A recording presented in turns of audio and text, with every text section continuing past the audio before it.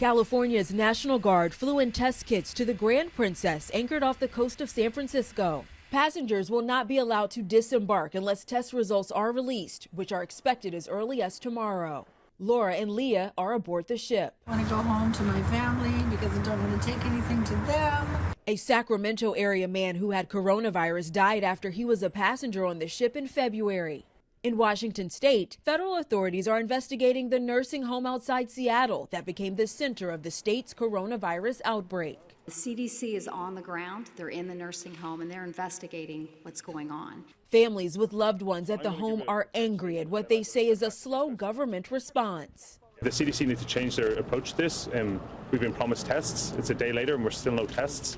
We're working on getting everybody tested in the nursing home. Vice President Mike Pence, who is heading up the administration's response to the outbreak, acknowledged that test supplies are still low. We don't have enough tests today to meet what we anticipate will be the demand going forward. Health and Human Services Secretary Alex Azar said by the end of next week, enough kits to test more than 1 million people would be available. Here in California, the virus has already been reported in at least a dozen counties. Officials say the overall risk is still low and that the virus has a slightly higher death rate than the flu.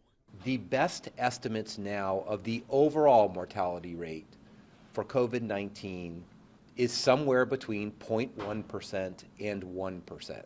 The World Health Organization has told countries to pull out all the stops in fighting the virus, saying this is not a drill. Danya Backus, CBS News, Los Angeles.